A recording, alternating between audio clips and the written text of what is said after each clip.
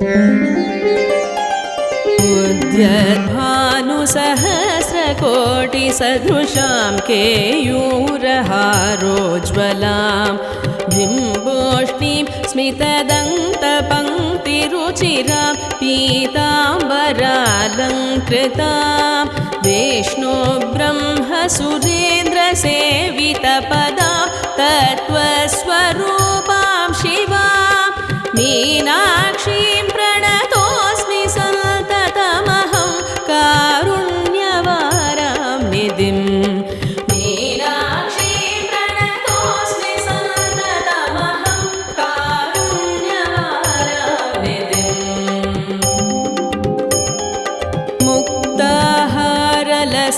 किरीटरुचिरां पूर्णेन्दुवक्त्रप्रभां सिञ्चन्नूपुरकिङ्किणीमणिधरां पद्मप्रभाभासुरां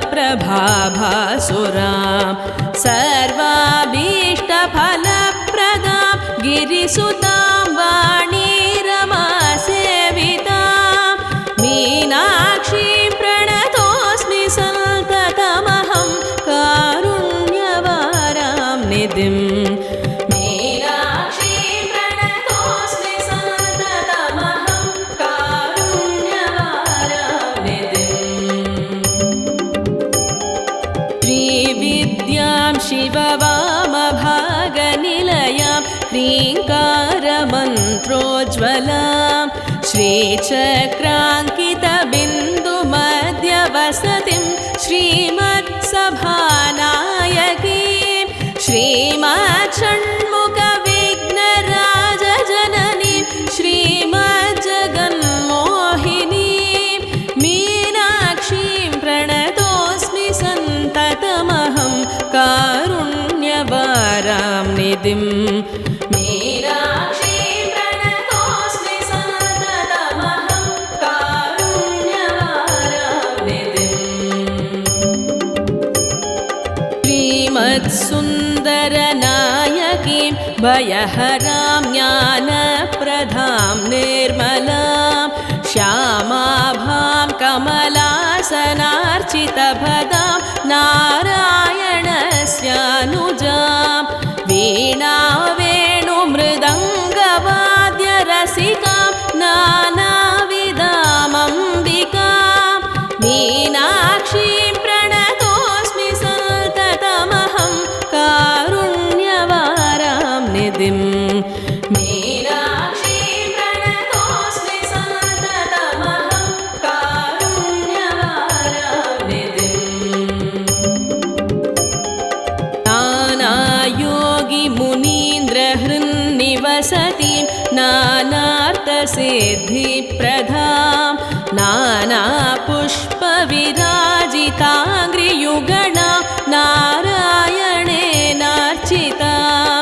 नादब्रह्ममयीं परात्परतरां नानार्थतत्त्वात्मिकां मीनाक्षीं प्रणतोऽस्मि सन्ततमहं कारुण्यवारां निधिम् मीनाक्षीं प्रणतोऽस्मि सन्ततमहं कारुण्यवारां निधिम्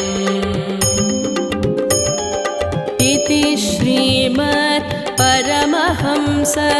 परिव्रजकाचार्यस्य श्रीगोविन्दभगवत्पूज्यपादशिष्यस्य श्रीमच्छङ्करभगवत कृतो मीनाक्षी पञ्चरत्नस्तोत्रं सम्पूर्णम्।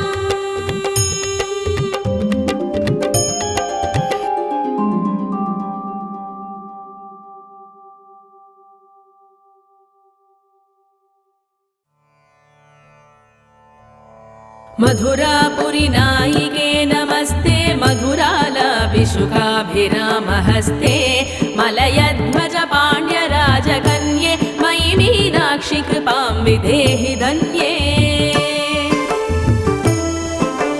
कचनिर्झितकालमेघकान्ते कमलासेवितपादपङ्कजान्ते मधुरापुरवल्लभेष्टकान्ते मयि मीनाक्षि दयां विदेहि शान्ते कुचयुग्मविधूत चक्रवाके कृपया पालित सर्वजीवलोके मलयध्वज सन्तते पताके मयि मीनाक्षि कृपां निदेहि भागे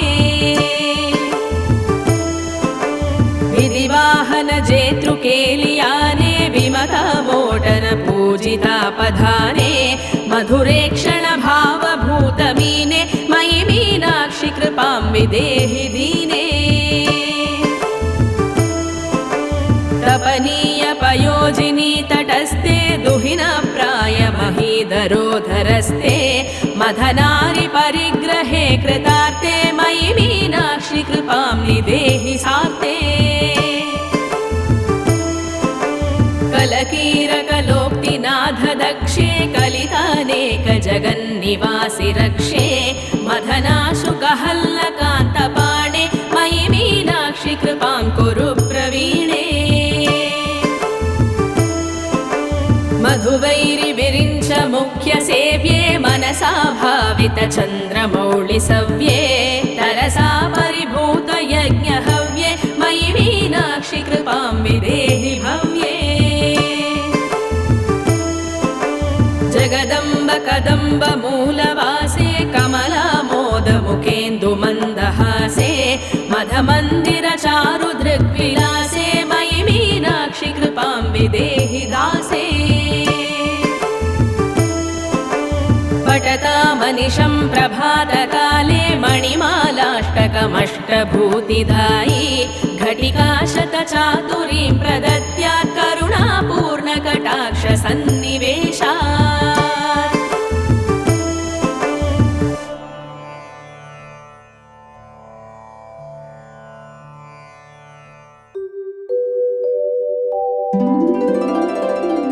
श्रीविद्ये शिववामभागनिलये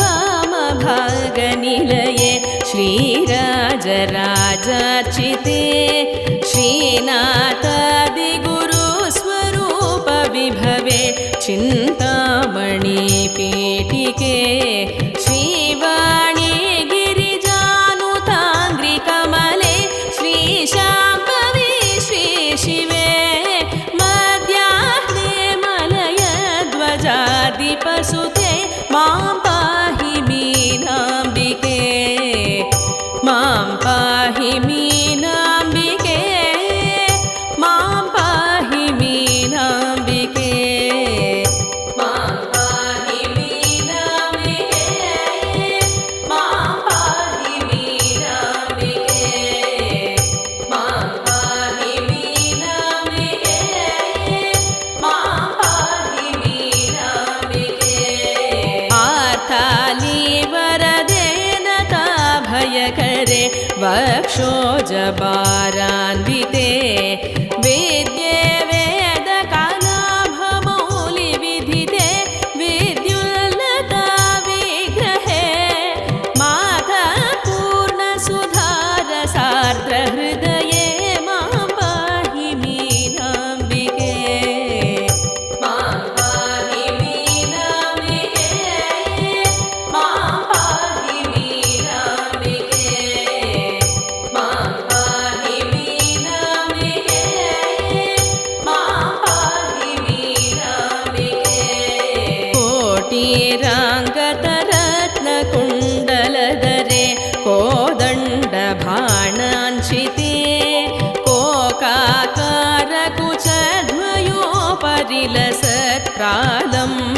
कोकाकारकुचध्वयोपरिलसत्प्रालम्बहाराञ्चिते सिञ्जन्नोपुरपादसारसमणि श्रीपादुकालङ्कृते मद्धारित्रभुजङ्गगारुडखगे मां पाहि मीनाम्बिके मां पाहि मीनाम्बिके मां पाहि मीनाम्बिके मां पाहि मीनाम्बिके मां पाहि मीनाम्बिके ब्रह्मेशाच्युतगीयमानचरिते प्रेतासनान्तस्थिते पाशोदङ्कुशचा मामलेन्दुषूडाञ्चिते बाले बालकुरङ्गलोलनयने बालार्ककोट्युज्ज्वले मुद्राराधितदेवते मुनिसुते मां पाहि मीनाम्बिके मां पाहि मीनाम्बिके मां पाहि मीनाम्बिके मां पाहि मीनाम्बिके मां पाहि मीनाम्बिके गन्धर्वामरयक्षपन्नगनुते गङ्गाधरालिङ्गिते गायत्री गरुडासने कमलजे सुश्यामले सुस्थिते कातीते कलतारुपावकशिके गत्योदकोट्युज्ज्वले मन्त्राराधितदैवते मुनिसुते मां पाहि मीनाम्बिके मां पाहि मीनाम्बिके मां पाहि मीनाम्बिके मां पाहि मीनाम्बिके मां पाहि मीनाम्बिके नाते नारद तुम्बुराद्य विनुते नादान्तनादात्मिके नेत्ये नीललतात्मिके निरुपमे नीवारशोकोपमे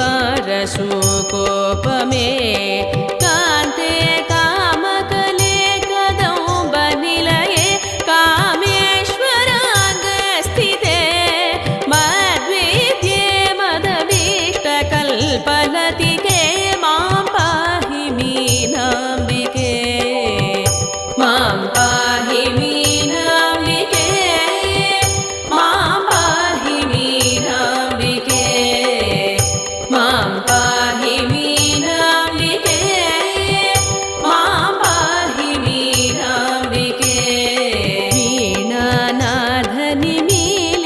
वीणानादनिमीलितार्धनयने विस्रस्तचूळीभरे ताम्बूलारुणपल्लवाधरयुते ताटङ्कहारान्विते श्यामे चन्द्रकलावतं सकलिते कस्तूरिकापालिके पूर्णे पूर्णकलाभिरामवदने मां पाहि मीनाम्बिके मां पाहि मीनाम्बिके मां पाहि मीनाम्बिके मां पाहि मीनाम्बिके मां पाहि मीनाम्बिके ब्रह्ममयी चराचरमयी ज्योतिर्मयी वाङ्मयी नित्यानन्दमयी निरञ्जनमयी तत्त्वमयी चिन्मयी तत्त्वातीतमयी परात्परमयी मायामयी श्रीमयी सर्वैश्वर्यमयी सदाशिवमयी मां पाहि मीनाम्बिके मां पाहि मीनाम्बिके मां पाहि मीनाम्बिके मां पाहि मीनाम्बिके मां पाहि मीनाम्बिके इति श्रीमत्परमहंसपरिव्रजकाचार्यस्य श्रीगोविन्दभगवत्पूज्यपाद शिष्यस्य श्रीमच्छङ्करभगवतकृतौ मीनाक्षीस्तोत्रं सम्पूर्णम्।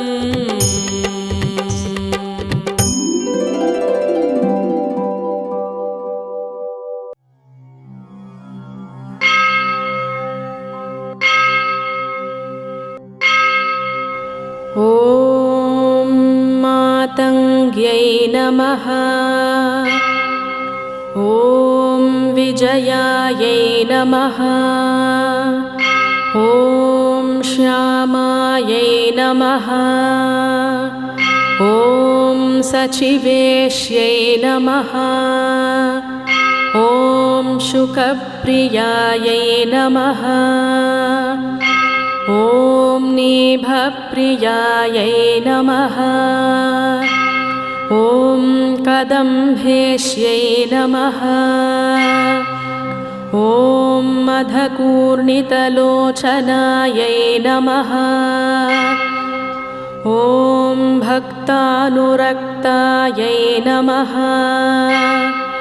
ॐ मन्त्रास्यै नमः। ॐ पुष्पिन्यै नमः। ॐ मन्त्रिण्यै नमः।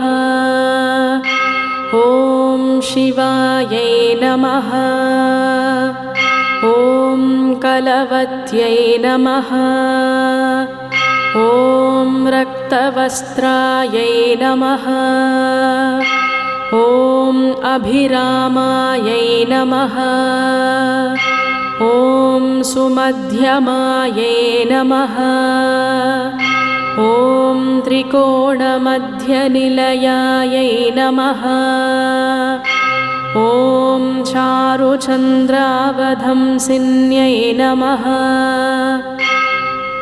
ॐ रहःपूज्यायै नमः।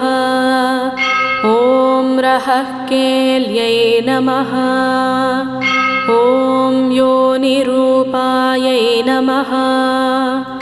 ॐ महेश्वर्यै नमः। ॐ भगप्रियायै नमः। ॐ भगाराध्यायै नमः। ॐ शुभगायै नमः। ॐ बघमालिन्यै नमः। ॐ चतुर्बाहवे नमः। ॐ सुवेण्यै नमः। ॐ चारुहासिन्यै नमः। ॐ मधुप्रियायै नमः। ॐ श्रीजनन्यै नमः। ॐ सर्वाण्यै नमः। ॐ शिवात्मिकायै नमः। ॐ राज्यलक्ष्मीप्रदायै नमः। ॐ नित्यायै नमः। ॐ नीपोध्यानवासिन्यै नमः। ॐ वीणावाधिन्यै नमः। ॐ कम्बुकण्ठ्यै नमः। ॐ कामेश्यै नमः। ॐ यज्ञरूपिण्यै नमः। ॐ सङ्गीतरसिकायै नमः। ॐ नादप्रियायै नमः। ॐ नीलोत्पलद्युत्यै नमः। ॐ मातङ्गतनयायै नमः। ॐ लक्ष्म्यै नमः। ॐ व्यापिन्यै नमः। ॐ सर्वज्ञै नमः। ॐ दिव्यचन्दनदिग्धाङ्ग्यै नमः। ॐ यावकरत्रपदाम्बुजायै नमः। ॐ कस्तूरितिलकायै नमः। ॐ सुभ्रुवे नमः। ॐ बिम्भोष्ट्यै नमः। ॐ मदालसायै नमः। ॐ विद्याराज्ञै नमः। ॐ भगवत्यै नमः। ॐ सदापनानुमोदिन्यै नमः। ॐ शङ्खताटङ्गिन्यै नमः। ॐ गुह्यायै नमः। ॐ योषित्पुरुषमोहिन्यै नमः। ॐ किङ्करीभूतगीर्वाण्यै नमः। ॐ कौलिन्यै नमः। ॐ अक्षररूपिण्यै नमः। ॐ विदुप्तकपोलबलकायै नमः। ॐ मुक्तारत्नविभूषितायै नमः। ॐ सुनासायै नमः। ॐ तनुमध्यायै नमः। ॐ श्रीविद्यायै नमः। ॐ सुधासागरवासिन्यै नमः। ॐ भुवनेश्वर्यै नमः। ॐ प्रतुस्तन्यै नमः। ॐ ब्रह्मविद्यायै नमः। ॐ सुधासागरवासिन्यै नमः। ॐ अनवध्याङ्ग्यै नमः। ॐ यन्त्रिण्यै नमः। ॐ रतिलोलुपायै नमः। ॐ त्रैलोक्यसुन्दर्यै नमः। ॐ रम्यायै नमः। ॐ कीरधारिण्यै नमः। ॐ आत्मैकसुमुखे भूतजगदाह्लादकारिण्यै नमः।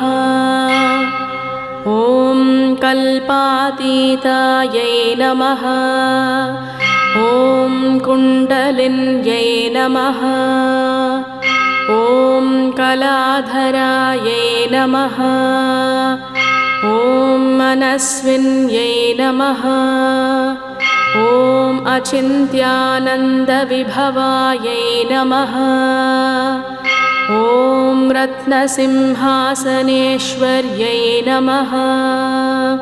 ॐ पद्मासनायै नमः। ॐ कामकलायै नमः।